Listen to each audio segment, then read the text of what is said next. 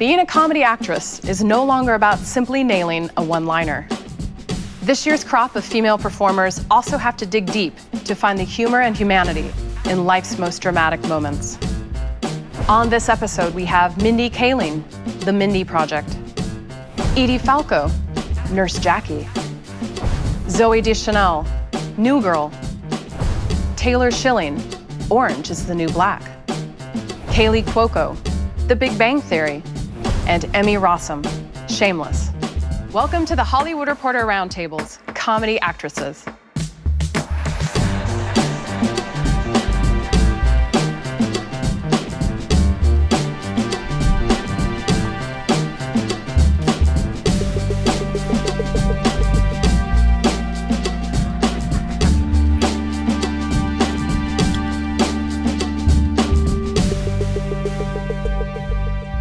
Hi everyone, welcome to the Hollywood Reporter Comedy Actress Roundtable. I'm Stacey Wilson. And I'm Matt Bellany.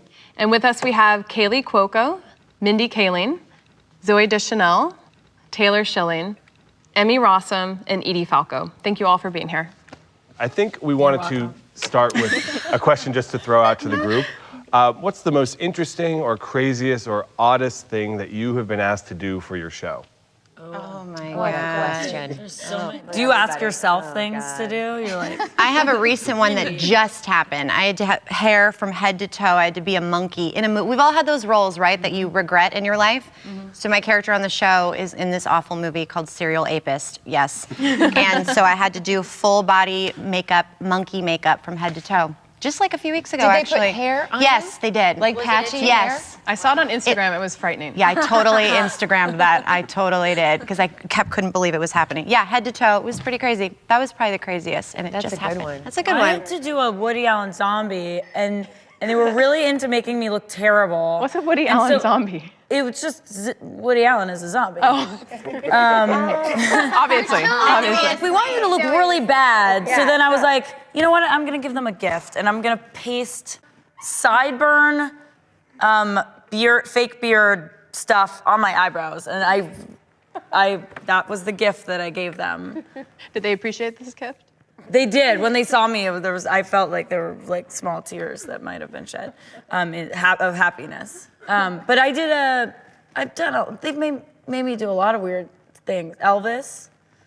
I'm not so great in a white suit, but Come on that was now. weird. Yeah, but it's all fun. I like it. I enjoy it. Yeah. How about others? My character had to pee on camera for a drug test.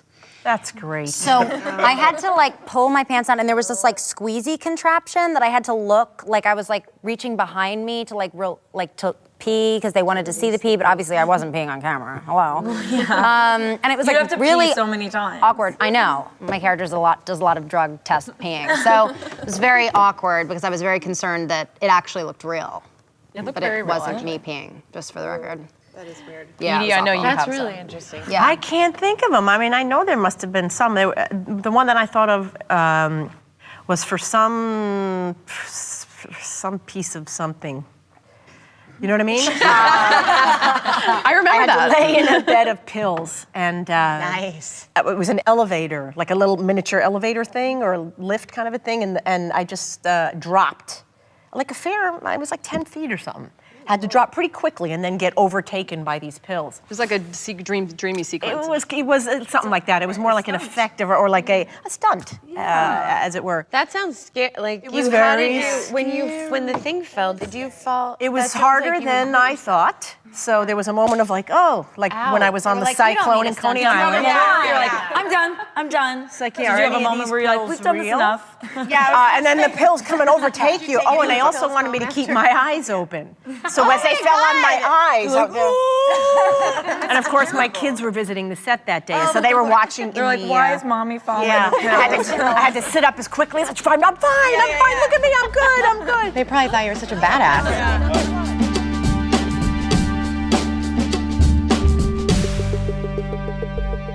Hi, excuse me. Hi, I'm sorry. I'm sure you're a very nice person, but we are supposed to be punishing Grace for shoplifting, not buying her affection. You're fucking crazy, Jackie. Did you just call me Jackie? You can't call me Jackie. You're Jackie. Hi. I'm Mia, yes. Hello, Mia. Hello. Give me that. You're welcome. I asked Grace to pick out something that you might like, you know, just like a little icebreaker for tonight. Oh. Yeah. Ice broken. Good job.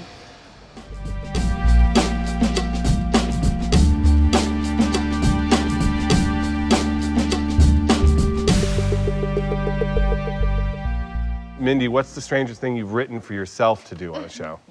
The strangest thing I've written, well, my character's constantly she's constantly getting very upset and running into the street to scream at somebody, so there's always cars about to hit me. Which, even though it's like a stunt, like when a car, you can't like fake that a car has to come and like almost hit you.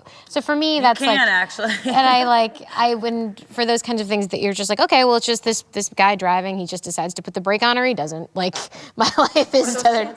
But in terms of like, you know, the flip side of getting to make out a lot on television, which I get to do, which is great joy, is that sometimes we'll have to be like doing like a shower sex scene, and the first 1 or 2 times it's like kind of fun. You're like, it's nice, and then after take 8, it's like all the sexiness. They're patting your makeup is streaming down, and you're in fake nudity. Yeah, the fake nudity is not cute. No, it's not. I would actually rather nude, like band show my breasts on, We don't have that cable. trouble. Yeah, We're in jail like real nudity.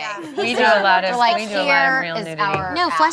flesh colored stuff is actually more disgusting than if you just saw my breasts. I would rather be naked than wear a nude cover because it's the most unflattering ever. What about you, Taylor? Obviously, speaking of prison, this is, you were pushed to some limits in the first season. I feel of like Orange. I'm well versed in the nude covers. Was there a moment in season 1 where you felt very, very mortified and not sure you can get through the scene?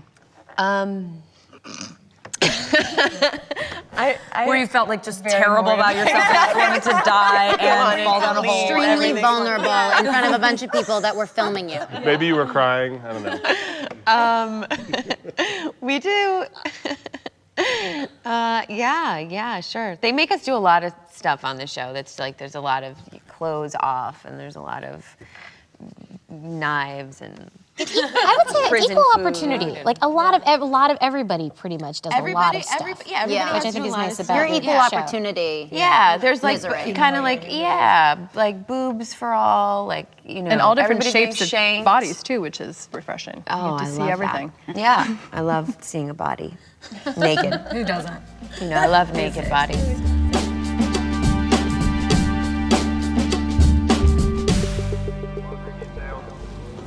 9.5, right?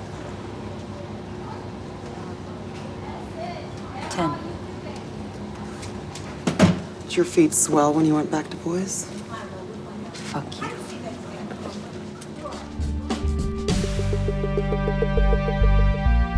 Is there a specific audition in your history, whether it was for theater, film, or TV, that sticks out as being particularly difficult, that you look back on and think, wow, that was how a did I moment do that? That you got through it, That's a whole other or maybe Yeah, that's an intense conversation. I purposely don't think of those things anymore. I used to have like a tape of embarrassing moments that would just play through my head constantly, but I like have since shut off. Yeah, you that gotta tape. shut that down. Yeah. what was the highlight from the highlight reel of that tape? I get embarrassed about small things. I'm like, why did I say that dumb thing? I'm trying to think of like a really great, like, bad audition story. Give me a moment. You can come back to me. There was this one, I would audition for commercials when I was first things, which are like awful because they make you do the weirdest. Yes, I remember going stuff. to commercials and then they're like touch walk this forward. Yeah, and there was one where I was like so just ready to go, and they had a mannequin set up, and they're like, so skip across this bench. I was like, okay, and then hop down and plant a big wet one on the mannequin. And I did. I pranced on the bench. I like hopped down and like kind of like made out with this plastic mannequin. I don't remember. Not She's mannequins. like shoes. I know. It probably was shoes. Yeah. It probably was something like that or something like. And I look back on that like, what was I doing? Like, what was I doing? Like, how do you get? I feel like a lot of it is like trying to take seriously what someone tells you to do, because that's your job as an actress to take direction. It's so earnest. I had a screen test like really early on, like when I first started for like a TV show. and the creator of the show was in the back mouthing the words. Oh my God. No, stop it. No, The whole time, and I'd be like, I'd look up and, for those like screen tests, you still are supposed to have your sides, in front of you. And I'd be like looking up and I'm looking at the person is reading with me there. And right behind them was this guy and he's going.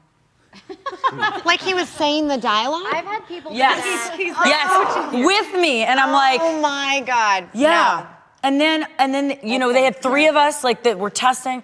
And then they put us back out in this other room and we're waiting. And then they come back and they go, Zooey, we want to see you again, and we want to see you again. And I was like, oh, okay, I thought I was done with this. And I went back in, and it was like the same thing. It was like the worst. So awful. I've had It was people so do that, awful. but like where the reader that you're reading with is doing like the same kind of facial Yeah. expression that Yeah. you're doing. They So fall like into as you. you're like crying or like doing something, they're like, Yeah. and you're just like, no, that's And you're like, actually they don't know you're off camera. So right. like, Exactly. They're just like being empathetic or something, and then you're like, haha, and they're like, Yeah. What are you doing? Have you guys ever just completely lied about your abilities? That's to me the worst audition. Because I auditioned when I was still in New York. I auditioned for this Bollywood musical was like the big thing that was happening, and I was like, oh, I'm gonna clean up. How many Indian girls are there? This is great. It's like a cast of all Indian people. So I went in and I said I could sing and I could dance, neither of which I can do. And I sang Somewhere Out There, which is like anybody sounds good singing that song. And then I had to go to the dance part of it.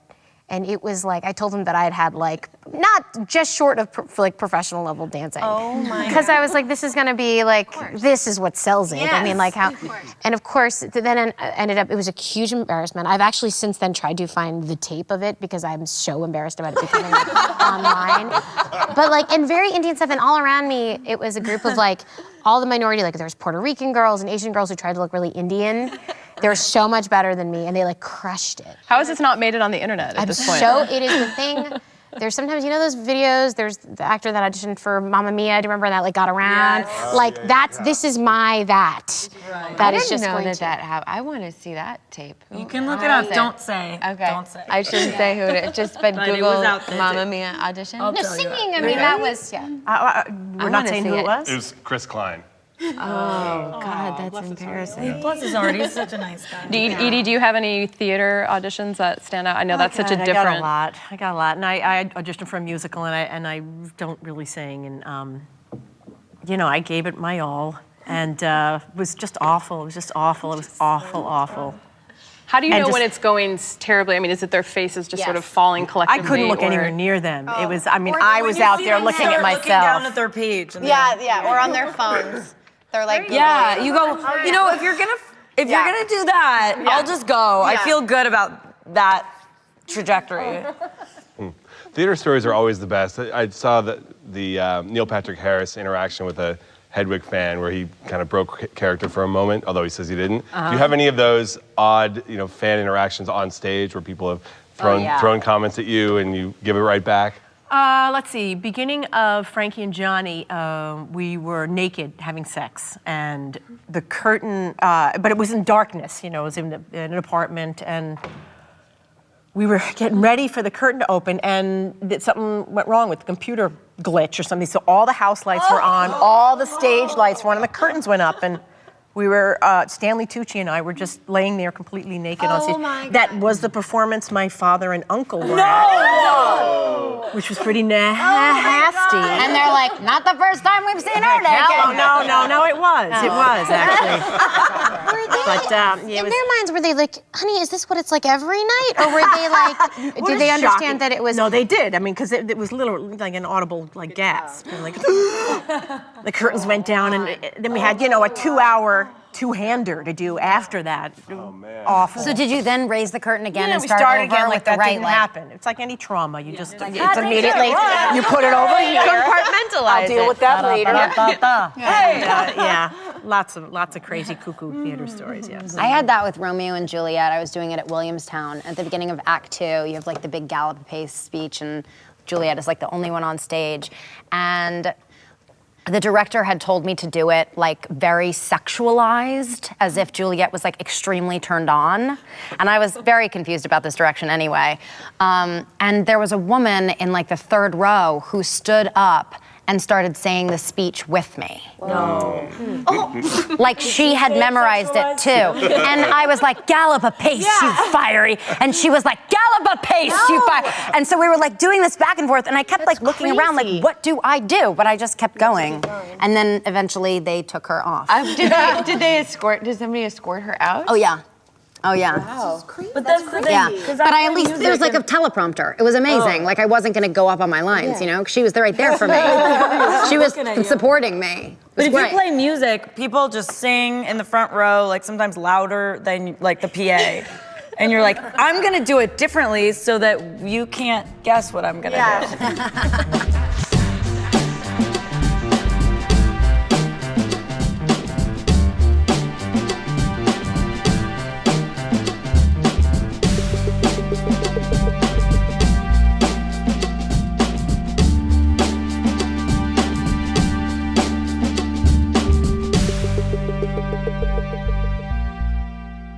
I have a question. Obviously, all of you have to deal with fans and the media on a regular basis. No, we don't.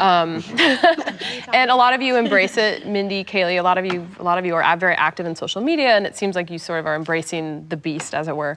And I'm wondering, what is the most consistently asinine or idiotic question or topic that people want to engage you to talk about, whether it's from the media or fans or whoever you're sort of engaging with to promote your show? Because I know, Mindy, you've been very open about calling people out on some of those more ridiculous questions, which, by the way, that's great for doing that. Does anything stick out? You're ugly and fat. It's so refreshing to us. What? What are you saying to me, sir? We're used to skinny people and you're so ugly. We love it. What? That's not even a question, sir. What are you saying? Oh my I think it's great that you deign to be on camera when you're so unappealing. I don't. Does you have a? It's not. I mean, my fans, if they're friends on the show, are lovely and wonderful, and like it moves me to tears to interact with them. It's always real people fans. who are. It's almost always. It's heartbreaking because it's a bad kind of thing. People who actually identify as feminists, who will say something that you're like, that is a very rude thing to say. Yeah. How dare you? But they think they're being open-minded and cool by saying it, right? So, yeah, or like they'll be like, you know, idiots say that women aren't funny. Are women funny? You're like, you can't ask that question again. Yeah. It's so insulting that it's like it's almost outdated, and so they try to kind of want to bring it into the. How do you handle because they yourself, like getting you riled up, as I am getting. And how do you say it? How do you? Obviously, you're funny when you're responding, but how do you let them know that that's a ridiculous moment? I think that in general, because everyone, I have from the belief that everyone is like a good person trying to do a good job, is that you sort of, if you can nicely be like, I think what you mean to ask is maybe something like this, but then other times I just lose it or whatever. But mostly I deal with the more like, it's refreshing. And the thing is, it is maybe refreshing to see someone who looks like me on camera. A few years in, it's sort of like, can we move I'm sorry, on? you're gorgeous. I don't know what the fuck anyone's talking about. That's very nice, thank you. What's the most consistent Sopranos question you get? Along the same lines, how do they make you look so fat and old on that show? Oh my hand to God, it's funny. I hadn't thought of that, oddly enough, until you just mentioned that. I thought it looked very beautiful. Yeah. Did they really say that? Oh, absolutely. And another woman said, whatever you've done to your face, it looks great. Oh my God. I have actually the opposite. Some people tell me that I'm like so much prettier on TV, and they like can't. Like people come up to me in the airport and they're like, "Are you? Oh, because you kind of look like her, but like she's really pretty." Yeah. No, like when I don't wear any makeup, or like if I look like hungover or whatever, like people can be like really mean. I had somebody come up to me and go, "Oh my God, you're so thin in person. You look so fat on TV." I get that all and then they go, the time. "Tell your agents to dress you in different clothes." And I go, "First of all, agents don't dress actors." Yeah. Second of all, I don't know Second you. of all, what in what world would you think that would be an okay thing to go up to say anybody? Anybody. It's so weird that they think because you're a public like commodity or something that they can just be like totally completely honest Let with me you. be totally like, because I honest. bet they're not that honest with their friends. Right? I feel like though when you're on a television show and you're on in someone's room, all the time, especially all these, all these shows are in reruns, And all in this syndication, stuff. too. Syndication of planes, all this, it's crazy. So they're with you all the time. And I find that people are so comfortable with me. I mean, they're like, hi, and they want to tell me everything, and it's so sweet, but you feel a little... We're on comedy shows too, where our other characters are constantly dissing us. So they're like, you must be comfortable because everyone else on your show is constantly giving you a hard time. And you're like, wait, no, well... And I get that too, where they come up, they're like, oh my God, you're so much thinner in person. And I say, I would really love it to be the opposite way around. So if you could tell me I looked thinner on camera, like I can't believe someone would come up and say something like that. You would never say that to anybody. To work on my upper pectoral muscle. I'm not kidding, because maybe I lost weight between the second and third seasons, because when my topless scenes in my third season, my breasts look a little schlumpy. Oh my God, no. Yes. And I was like, okay, you're clearly pausing and rewinding way too many times. Like, you weirdo. I pause and rewind those sex scenes. Your sex scenes are hot. Here's the thing, I think... Working on my fucking pectoral. I think people are they'll see you and they're like, what do I say? What do I say to her? I'm so excited. I'm so excited to see her. You look really fat on TV. I think they think it's a compliment. And then they're like, you're thin. Yeah, they're like, but no, I'm giving you a compliment. I'm saying you're thin. But it's a backhander. That you're right, though. I think that you have to remember everyone gets so nervous and they don't know what to say. But you don't have to say that. I saw Dave Matthews walk by the outside of my building, and I'm a huge fan. Did you tell him he looked fat? Is that bad? No, but I was with my son, who I proceeded to throw into the lobby of the nearest building. It's like, oh my God, Dave, oh my God. And this is only a couple years ago, So all of a sudden, I went home and had a real moment with myself. Like, that's what happens. Yeah, totally. That's what that is. It's a moment of insanity. Yeah. I think people also don't separate you from your character. They think that because you're in your home weekly, that you really are that person. So they can just approach you as if they know you really well. Season, Right. It's like you've cemented who you are to them.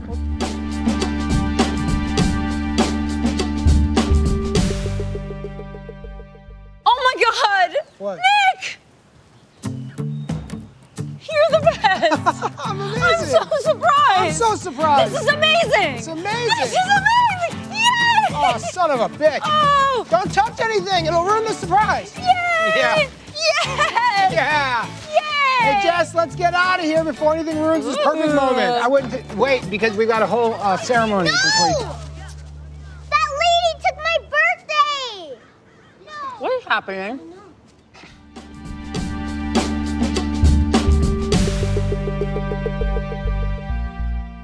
Taylor, what has this been like for you? This was your first huge series, and obviously Netflix, you're in people's homes, but you could also be on their phones and their computers at work. It's it's actually almost even more intimate because work, you're in the accessible. bathroom. You're accessible you in anywhere. prison. What has it been like for you to sort of make that transition? Well, I think it's interesting because I know that it felt like there was like a 24-hour period where like everyone had watched like 13 hours of what we were on, and then all of a sudden this like over familiarity that we've only done one season, so I don't really have that experience of like kind of going and coming back again so fast too to have to put them all up at once. Yeah. Then it's kind of this interesting thing, and I really find that people feel like it can be it's a very weird experience. It's really, I'm just like so loving hearing everybody, I'm like, I get it, yeah. It's like, I don't hear people talk about this, and it's like, it can be really deeply uncomfortable. People like to come up and tell me what they think about, that people say some pretty mean things about, my character, and then like, as if it's, you. As if it's like okay to say to me like, gosh, you're such a narcissist on that show. Or like, you're so whiny. I love everybody else, but Piper's so whiny. I'm like, oh, geez. Well, and your character is based on a real person, so. I mean, and one thing that, to her credit. She's whiny. I mean, it's not me, it's like, it's somebody else. Herman, God. It's like, she's such a pain. Well, you're such a good actor. Like, here's her Twitter handle. But it's an interesting, but it's so exciting to feel like, people are actually seeing what you're doing. It's such a treat that like, it's so amazing that there's actually, I'm doing something that I really like to do, and then people want to watch it. See, that's nice. We all just sat here and complained for 20 minutes. No, the other side of it is amazing when people come up to you and you've actually touched them in some sort of way because of your show. It makes me want to cry every time. I mean, they literally are so overwhelmed and they want to tell you. Somebody was like, I love your show so much, and I identify. And I started going, Oh my God, like no waterworks tears. And I started getting embarrassed. Even 3 years in, it's still, when people say that, it's still impactful. Yes, it's always when somebody's you really never genuine. think that anyone really watches. I know when somebody's really genuine and they don't say you look fat on that show and they say like I love it, it made me feel like I'm not alone or something, that's just the thing you totally live for. One thing about your shows, doing them season after season, is you get to be very close to the cast members. Is there a life lesson or something that you've learned from someone that you've worked with on your show? That's a good question. Well, Bill Macy is not afraid to ask our crew, like the gaffer or the catering guy, like, did you think that was funny? No, and that's great. kind of the best thing, is not always to go to your cast or your director obviously who switches in and out each week and is sometimes like very much in awe of William H. Macy. So sometimes he'll ask the gaffer like, would it be funnier if I did it like this or like that? Like what do you think's better? And for me, that was a huge lesson that it doesn't matter where a good idea comes from. It's true. It's just a good idea sometimes. So I'll take direction. And I often find that for me, the most moving thing is after a crew member that maybe hasn't said 2 words to me ever comes up to me after a scene and goes, you know what, that was really good.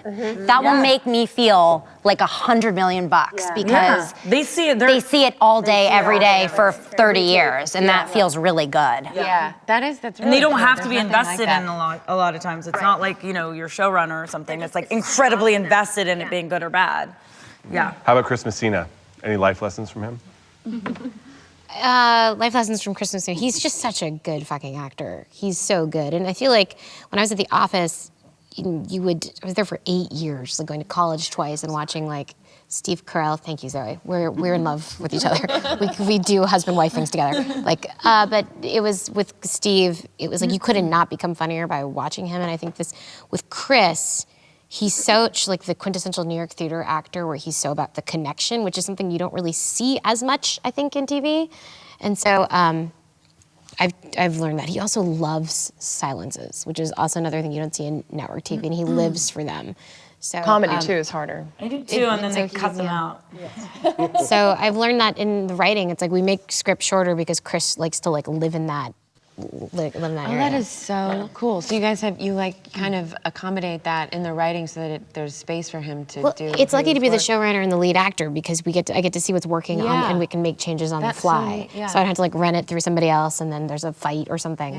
And so that's great. But he's been so instrumental, I feel like, in making the show better and just making everyone a better actor. He's great. He's also hot as hell. That's nice to.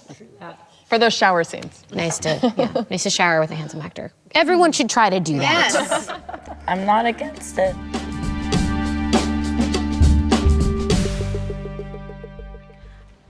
His arm was, I don't know, like here. And his hand was, I guess, a bit cupped. Your breast. Yes. And what else? What else? My hand was here. His knee? In that region. That's the groin? I did not sleep with Cliff. I slept next to Cliff because he was very, very sad. Nothing major happened. Okay, wait a minute. What do you mean nothing major happened? I massaged his jeans. Was he in the jeans? Danny, Cliff might have my hand.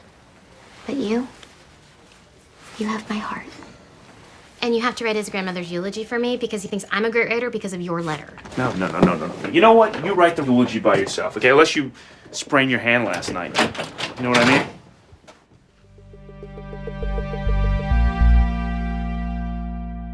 mean? Do you guys have any bizarre rituals on set?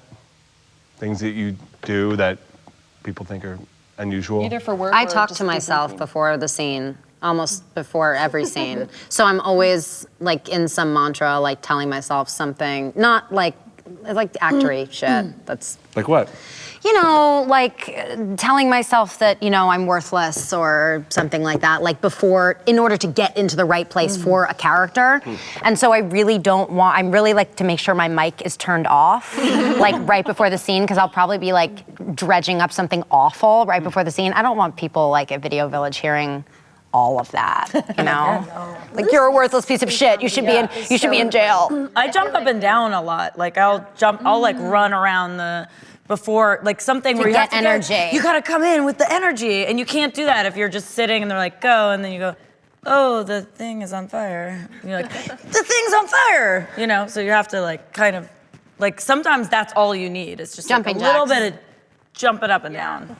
How about you, Kaley? Your show's the only sort of traditional sitcom here. I know, it's crazy. Well, we, I think after it's been, I know, I feel like the only one.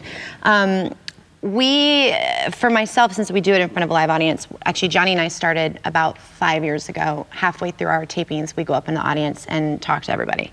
And it actually has helped me tremendously. We go up there about halfway through the show, and you know, when maybe things start to get a little bit of a lull, people are like, you know, getting a little bit tired. We walk up there and shake hands and just thank everybody for coming. And every time, I want to cry almost every single time. And we get to talk to a few different people and just thank them. And I don't know why, the second half of the show, it soars every single time we go up there, because I think they get so excited, we get excited, and it's like a burst of energy. You know, when you've been, because we do our whole show, you know, in one night. So we've got our 4 hours, and then we're done. So, you know, and the audience is sitting there and supporting us, so we just like to kind of go up there. But it's actually been great for me, because I don't know, it just makes me feel good to see them, and it's like a big energy jolt halfway through the taping, I feel like. So cool. Yeah, it's fun. That's awesome. It's fun. And I'd like to know, who was the first person you saw act or perform, or the first, you know, sort of film or TV show that really affected you, that made you think, give you the sort of thought, the audacity to think, I could do that and I want to do that? What was the most impactful? I didn't think I can do that. I thought I want to do that. When I saw Sweeney Todd, I was in, I guess, I don't know when, high school or something. We took a little trip on our bus and went to see Sweeney Todd, and it was just life-changing. What about it appealed to you? It was Len Cariou and Angela Lansbury, I guess it really was. I mean, I don't know if you've seen the show. It's just phenomenal, and the music is incredible. It's so powerful. It was so dark, and I was a different person leaving that theater than going in, and I just thought, if there's a place where this kind of thing goes on, I got to be a part of it. How old were you? This is last year. See, you're funny. Come on. I guess I was in junior high or something. I don't know what that is, 13 or 14 or something. I didn't think I'd ever do it like for a living, but I thought I would always do it. Did you vocalize that when you got home? No. I was very shy, and the idea of being an actress was beyond my comprehension, but I knew I would do it. But it affected you inside. Yeah, oh yeah, huge, in a huge way. It was a magical afternoon. How about others? I have a really cliche answer, and that is when I was 2, I saw Wizard of Oz, and I was obsessed with it. And actually, my dad filmed everything I did, because he's a cinematographer, and we have it on tape. Me, like up.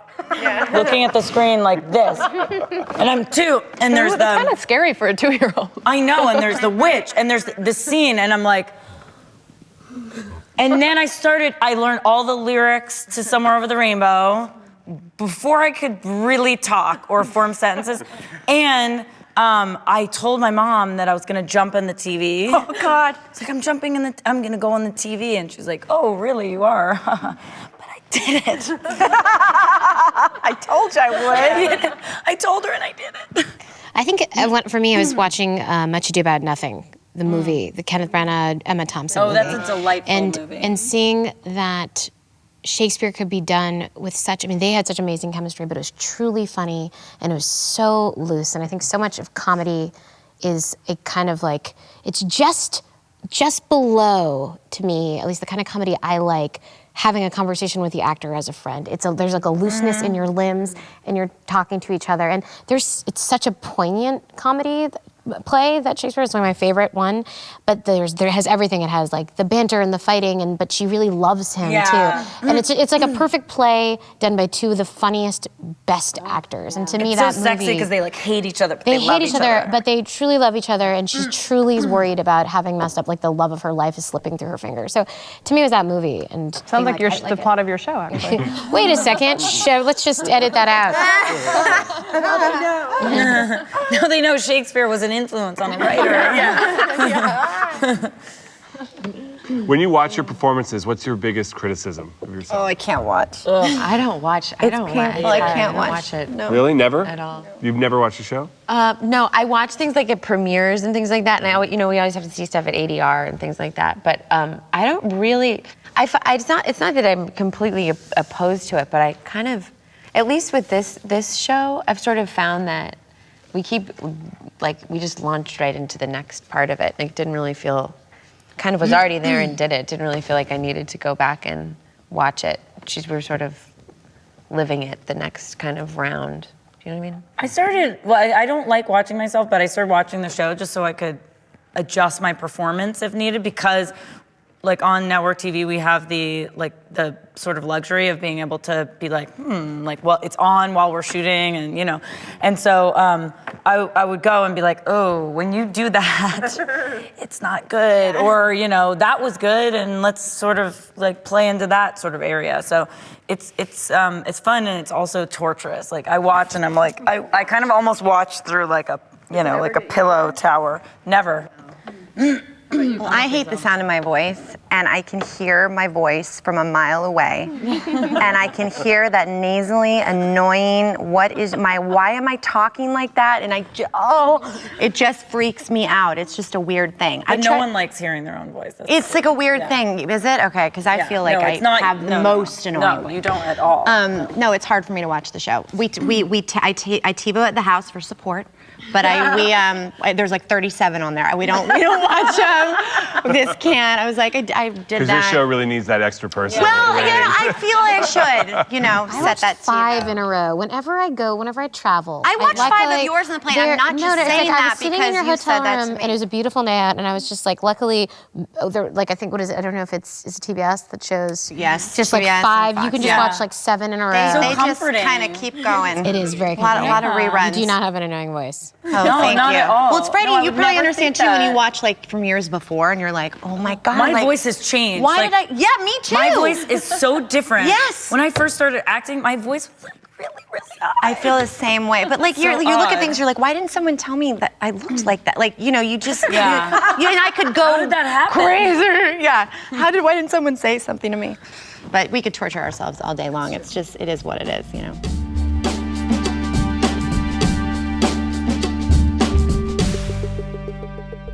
Sheldon, you can have a nice Thanksgiving anywhere. I spent one in Vegas. You did? Yeah, back when I was dating Zach. It was actually more fun than I thought. We gambled, went to one of those cheesy wedding chapels. We had a really good turkey dinner, which was surprising since we were at a strip club. Wait, you went to a chapel? Yeah. Why? We had one of those silly fake weddings.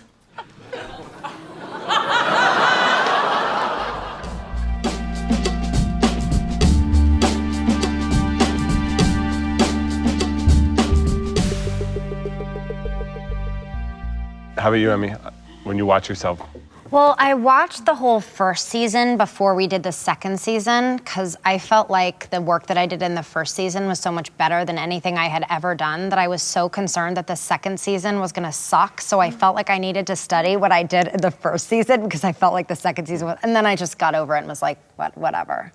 But I actually feel like I get better from watching myself. I can kind of detach because I feel like the character looks so different. I feel like it looks different from me, and I feel like she acts a little bit different from me, so that's stupid and weird. So I try to kind of distance myself so that I can judge it as if I'm watching another actor and be like, well, I would have liked it better if she did this or she did that. Maybe I could do better if I did this or that. I could see that if your character is so different than yourself. Right. I could see how that might be a little bit easier. Right. I play a blonde who lives next door to people, and I live next door to people, and I'm very blonde. So it's very similar. I feel like it's me already. One thing that's nice about it is like the feedback is so good because sometimes the way that you think you're presenting is not at all how it's coming across. Like it's like anything else, and it's like, I don't know, I sort of feel, I think from your guys' personalities, although I don't know all of you, is like, I feel like I'm an A student and I want to nail it. And we have on TV the luxury of trying to nail it. And so you get this great benefit if you're watching and you're like, oh, I thought when I was like giving Messina shit in that scene that it was like adorable. But really it comes off a little harsher because of like, honestly, something as silly as the way that my hair was pinned straight in that scene. Like, there's all these different things that you're like, then I shouldn't, like, I should have like this kind of appearance. And like, also our wardrobe, like, does that wardrobe connotes something different than I was trying to do in the scene. It's not helping me to wear like a skirt suit when I'm trying to be flirty because it like looks. And so especially as a producer, it's like you can kind of Analytical. change. It's analytical. So you know. So if you can separate in that way, it can be quite helpful. Which I can, because I don't know, like when I spend so many hours like sitting and editing it, and a lot of also I have to say narcissistically, a lot of it is just like, how was that center part that the hairstylist told me that would look good?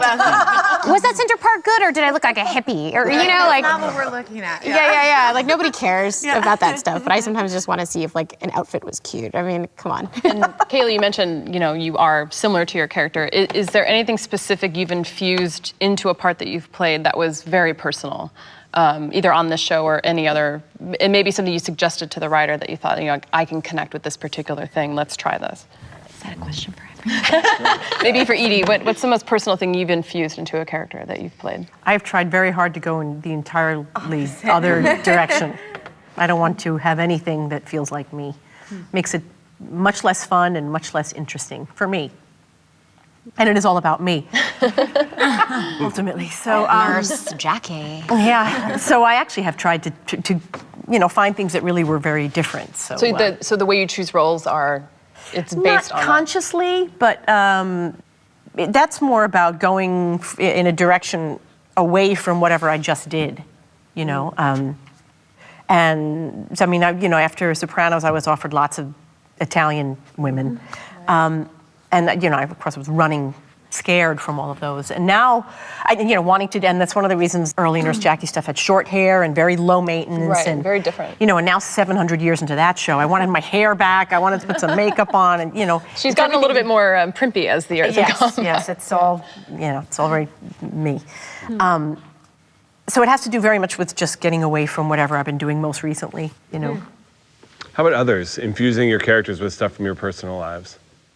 I don't like to do that. I kind of want to keep it really separate. And it's funny how people really do think you are the person you play on television. And when I first started acting, I was really, really purposefully, every part I did was completely different. Like I would do, and it actually worked against me because people wouldn't recognize me from one movie to the next. And then when there'd be articles written about me, it'd be like, she could be a CIA agent. Like, you don't recognize her. She could be a spy or something. And then you realize at a certain point that, if you could pick a little bit of a brand, then people can identify you at least.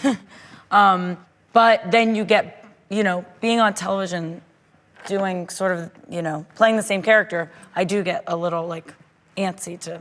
Do you think it happens naturally a little bit though? Like, I feel like when you're doing the same character for so many years, I'll find myself reacting a certain way that I'm like, oh, that was me. Like, that just totally came out, that was me. Definitely. Yeah, and accidentally. I think as the writer, everyone starts to know who you are. They kind of write towards that. Like, I know when I watched the first couple years and I'm peeking and see who I was, it was totally different. And now that the writers, they know me, they've kind of written into who I am a little bit. So I think it's kind of seeped in. I don't think it was on purpose, but I think I've naturally become a little bit of that character. I feel like my writers manipulate me all the time. Like, they we'll do. be at a table read, and the writer, like a female writer, will come up to me, like, what I think is in a friendly way, and she'll be like, what's like the wackiest thing you can do with your body? And I'll be like, oh my God, she wants to be friends with me. And I'll be like, well, I can actually like put my legs over my head and do the human pretzel and sing the Star Spangled Banner, and then that's in the next script. Yeah. Like, no joke. Wait a Literally minute. verbatim, that was in the show.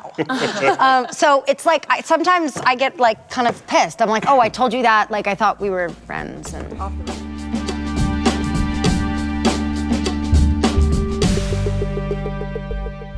You got a job? I'm working on it. Terms of your probation require that you gain employment within 30 days. I can give you the name of an agency. I've got an interview this afternoon. An office job. That's what I had before. Mm-hmm. When was the last time you used? Not since the night of my arrest. Going to NA? First meeting's tomorrow. I'll need verification that you attend. Just give me a urine sample and we are done. You want to watch, or am I going stag this time?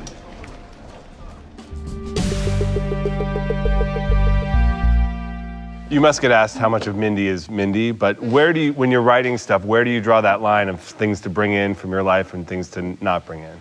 Well, it's, I originally wrote the character and it was not named Mindy, but Kevin Riley, this is before he picked up the show, was like, I think her name should just be Mindy. And of course I was like, okay, that sounds great, that's a great idea. And I like it because I think in some ways the pluses are that people feel like they know me very well. But the character also says really, she's bought and lost several handguns. Like, she says things like, I think recycling makes America look poor. And what's done, like she says some really, really out there things. And what I think, what's interesting about the characters, then pieces will get written like, oh, Mindy Kaling is a Republican because they can't separate the two. And actually, I think that's a little bit, I want to take some responsibility for that because the character's name is Mindy. But also, like, that no one ever thought that with like Alec Baldwin's character on 30 Rock and things like that. They just, I think there's an assumption, and I think it's slightly sexist, that there's no way that I could write a character who's so different. I mean, I'm not an OBGYN, but people are like, well, that's clearly not. But then, yeah, I think that's really fun. I mean, I liked all my favorite characters, like Jack Donaghy, Alex P. Keaton, have these really strong opinions that are very different than mine. And it's like, why would I want to do my own show and be like, just like a cool, like, liberal West Side person who lives in Brentwood and sends her kids to private school? I don't know, like, let me live that life or something and let the character be wild. But maybe you get more pressure because you're actually creating the narratives and the scripts, whereas, Alec and Michael J. Fox weren't writing their shows. Absolutely, yeah. I think the fact that I could want to write a character that was different than me is... The audacity of that.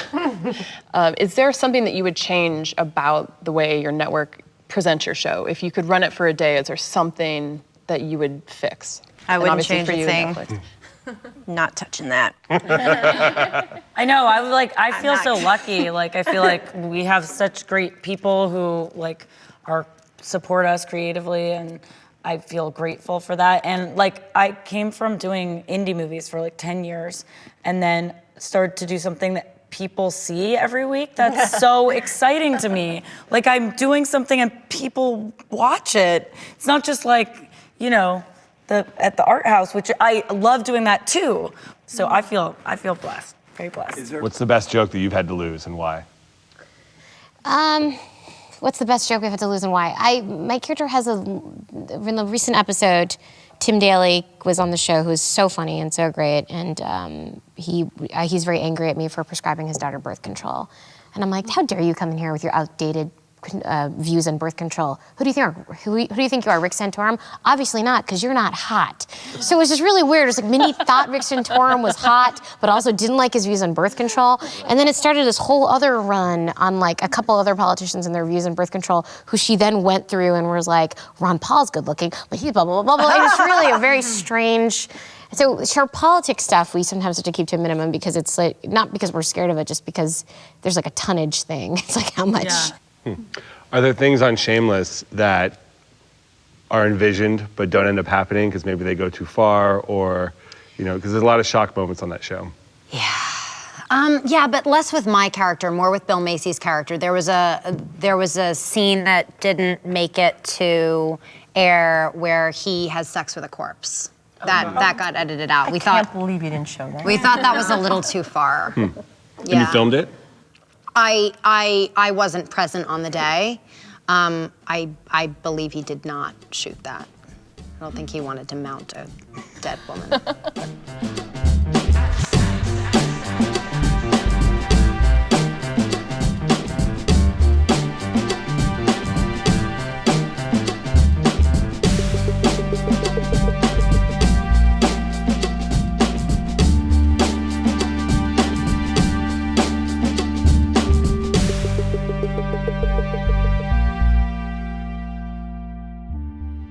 I'm curious that there's so much uncertainty and work that goes into having an acting career. So many auditions, so many terrible jobs along the way. Oh my God, you're giving me anxiety. No. This has a happy ending.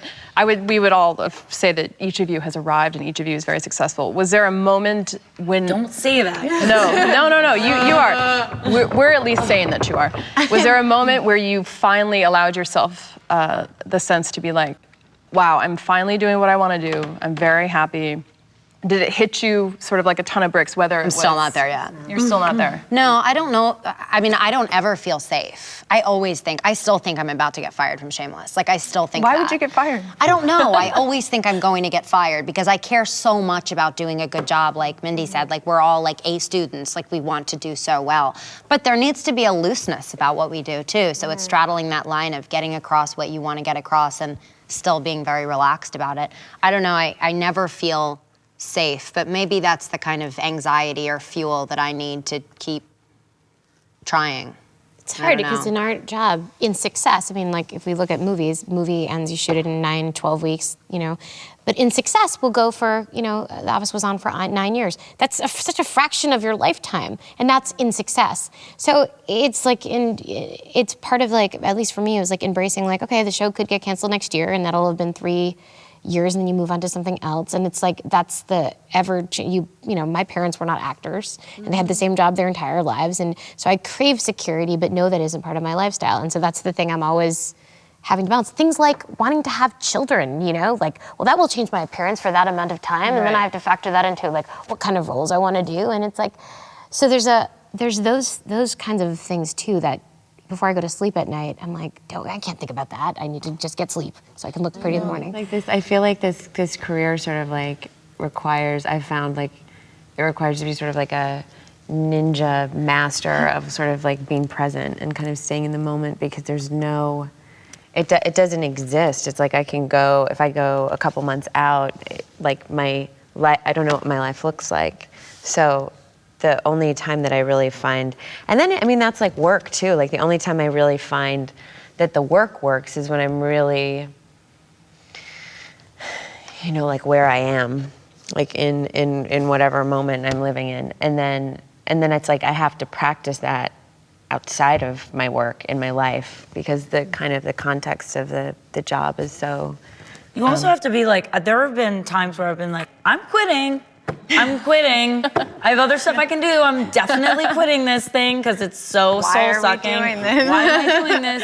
And then you come back from those moments, and like, I think it's like really important to always be like in touch with yourself about it. Like, you know, and if you are, then you will have those moments where you're like, I'm just done with this. I need a really big break. And I have taken breaks from acting. Like I think that's important, because then you can come back and be like, I remember why I love this. Like when I started doing New Girl, I was just doing music. I did music for 3 years, and I was like, I was tired of it.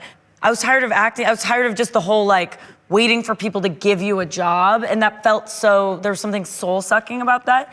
And when I read that script and I fell in love with that script, and I said, I can't wait to say these lines. I love this, and I love my job, and I'm so happy I get to come back to this. And then I really had like a real appreciation. But over the course of a career, you have those moments.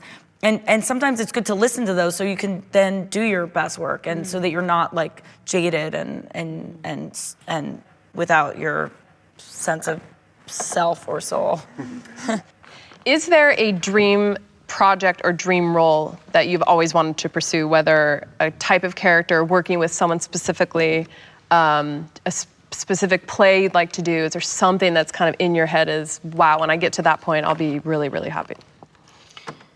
Oh, that's an interesting question. I feel like if I get to that point that I'm actually able to do that, I'll be really, really happy. I feel like it takes a lot of work to get there, and so much like of you creating your own material. Like you have to create those opportunities for yourself. Like if you're a writer, like you get to create that opportunity for yourself.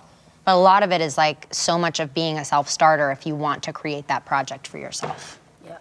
I think it's like it's so interesting to me, because I kind of like, it's so cool listening to people talk about, you know, like taking roles and separate from yourself and things like that. It's like it's just such an interesting thing, because I keep finding that like what attracts me so much and what I'm so excited by, and what I've always, my phone is just going for a walk. What I keep finding is that there are all these little parts of myself that I get to find in all these things that I'm having the opportunity to look at more now.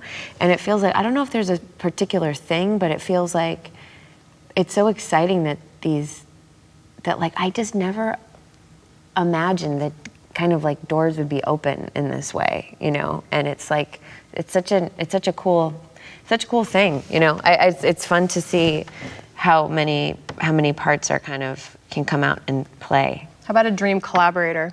Whether it's a co-star, I know Mindy has one. I can see. Well, no, I just always look to my favorite things when I look back, and I look back at like a movie like Tootsie, for instance, which is so improbable and implausible that worked, right? And then you look at and I'm like one of the nerds who watches it, and I love finding out for them. Like I watched the Dustin Hoffman behind the scenes footage when he talks about his relationship with the director and what was improvised and how they worked on the script for so long and how tumultuous it was. But that's a movie where I'm like, okay, Terry Garr is amazing in that. Bill Murray is in that movie. Dustin Hoffman's in that movie. Jessica Lange won an Oscar for that. Gina Davis has a tiny, wonderful part. And to me, it's like any movie where it seems an ensemble comedy, like Tootsie, like The Princess Bride, a lot of these Rob Reiner movies that he directed, where the ensembles seem so in step with each other but are so different than each other. Yeah. Like a group of friends who are doing completely different things. To me, it's like I want to write that movie, I want to direct that movie, I could be in it or not be in it. But I'm hungry to do that, you know? I'm hungry to use you guys and put them in something that they haven't done, but, you know, is just effortless or looks like it is. I think that would be a nice thing. I always think about Tootsie for some reason. It'd be hard to see that movie actually getting made today, though, because there's a sweetness to that movie. There's like I think we've come so far as a culture with that kind of stuff that it might be a TV show. Yeah. I mean, I always figure everything that won't get made as a movie anymore would make a good TV show. Right. Because Well, people it's so hard to actually make have movies. balls to put things on network and cable television that are maybe those kind of middle sweet spot kind of movies that aren't getting made anymore. Well, I think a lot of the studio people don't feel like there's an audience for thoughtful And maybe thoughtful there isn't. comedy Maybe like Tootsie. people won't go actually out to the theaters, but maybe they'll invest time sitting in their living room on demand or binge watching a TV show like that. Is there someone that, you know, present company excluded, someone who's working right now that you look at and you are jealous? You say that person's on top of their game, 100%. You expect us to answer that? Yeah, absolutely. Just kidding. It's a little hard to answer the like your dream collaborator or somebody you're It jealous is of. 'cause hard, yeah. Number one, your dream collaborator, like that's my secret. Like I don't want anybody to know. And then somebody you're jealous. I don't like expressing those feelings. I know it sounds weird. Like I don't want it to sound like you know Something about silly. mentioning names. But yeah, and then It's being weird. like I'm jealous. I don't want to put like anything on like.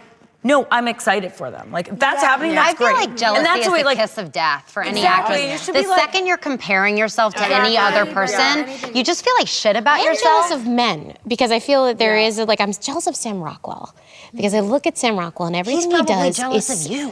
I'm not 100%, but he does so many cool. Seems like he can do whatever he wants. He does too. whatever he wants. He's good in everything, and it's a kind of jealousy where I'm like, we're so different, whatever. But he can do comedy, he can do drama, he can dance, like. He's So a really good dancer. he's just like one of these, like, you know, like Johnny Carson when he hosted The Tonight Show, he was so like elegant because he had taken dance lessons. And I'm like, there's a kind of actor that does that where I'm like, that's very cool. Like, it seems like old timey, and Sam to me embodies that thing that I feel like I could never be. It's like a weird God, I person bet to you'd be pick. so thrilled to hear this. I know. He's like an old school indie dude, right? Yeah, From he would, years ago. He doesn't care that it's flip. sitcom actresses so into him, but he's amazing to me. He's amazing. He definitely would, by the way. I've done like 3 movies with him. He Oh, definitely yeah? would. Oh, yeah. Yeah, he's awesome. And you would love that. You were speaking earlier about the stress of feeling like, oh, I don't know if I've officially made it, and you know, am I going to have this job in a year? I'm always so interested because we speak to actors about this too. Do you feel like men absorb that stress in the same way? Do you feel No. they don't? Well, They don't seem to, and I didn't know. I was for talking sure, to Jake but- Johnson, who's on my show, and he was like talking about going to auditions. And maybe I'm not exactly answering your question, but I thought this was interesting. Going to auditions, and all the guys would be like high-fiving. They'd be like, "Good luck, man." Yeah. And I was like, the girls are like. Oh, you mean in the room, like yeah, before they no, walk in? it just I feel like there's like a different environment for men than for women, and I like really am excited to like move on from the to like support other women, to have more, you know, there are more shows with female leads, there are more, you know, more movies. Like I think, you know, it's an exciting time because we have the opportunity to kind of change that, you know? It's because dudes have less of an expiration date than women do. I mean, traditionally, there's always older men with younger women. So How about older women with younger men? That's disgusting. That's the new. Why would they do that? It's so courageous that they would do that.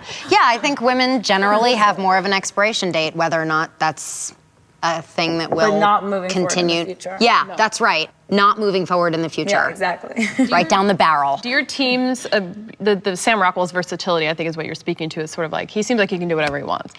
Do your teams encourage you to do whatever you want in terms of roles? Do they, you were talking about people wanting to think of you like, well, she can do this thing, and maybe being too versatile is actually difficult, because then how does your team market you? Yeah, it can be. How do you work with them to let them know, like, hey, I'm open to anything that's good? Like, it doesn't have to be I definitely, serious they know, or funny. and they always send me like a huge variety of different things. They work for us. Yeah.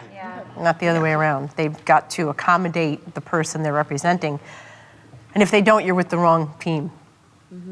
Because, I never know what the heck I'm going to do next. What's going to interest me a year from now. And are you vocal with them, like, please It's look like, I for don't this know stuff? if you can always find, but see, what I find is like, I don't know if you can always have a plan. I think that if it's like, if it's really like, I'm kind of in my own, like in a groove, it's like, who knows what will hit and what will feel right and what will be exciting in the moment. You rely on them to bring you good material, though. No, not I necessarily. mean, it's like having your feelers out to the world. Like we could be talking in we could hair be like, and makeup. oh, you want to do this? Yeah, thing? and then there are things I've happen gotten all so the time. many jobs from meeting people that are cool. Like, say Mindy's like, I have this great script, and be like, send it to me. It's not necessarily like your agents are the gateway. Like your agents are one avenue, and then there are many, many others. And that's the wonderful thing about like this kind of thing. Like we all meet each other, or you know, having sort of a rapport with other actors, with, directors and writers. So many and people stuff. are writing their own material now, It's too. so cool. I've noticed when we on guest stars at the shows, you sometimes don't even know that people want. As for me, I'm just excited someone's thinking about me. So I forget that applies to everyone else. And we had Timothy Oliphant on the show, who was Unjustified. He's so good at it, and he's so good in that, and he looks how so few people can look good with like a full-timey like Western cap on for like 2 consecutive series, and he wants to do comedy, and he's done, and he's very funny. And so we were like, do you want to do it? And it was so shocking to me that he was like, you've thought of me in such a way, and I'm like, well, if that applies to Tim Oliphant, it probably, Wes Anderson used Willem Dafoe as a comedy character in 2 of his movies, and it's like it's so nice, and I just hope that is applying to, I mean, that was probably the great coup of Analyze This, is like, Robert De Niro wants to do comedy movies, everybody. Get that, like, or meet the parents and stuff. So that's Maybe what's people just need to exciting as a speak writer. out, like speak up more and say, I want this. Yeah. And just don't assume that people are going to intuit that, oh, she'd be great as a guest star on. People are not often that interested in being creative when it comes to casting stuff. I mean, they'll stick to what they know you can do, that you've had success at this before, and they know that they can market it a certain way. But it's a business. But I guess you have to be proactive, I guess, on your own behalf in that regard. Final question, and then we have to wrap up. But is there a question that someone here wants to ask someone else who's here? Something that you've always wanted to ask someone on this panel? God, I didn't think I'd get this opportunity. You're all really pretty. Anything? Does anyone want to get froyo? I love froyo. All right, I'd love to ask you all that. On that note, we will end. Thank you guys very much. This was great. Are we applauding ourselves? You are. Yeah. Excellent.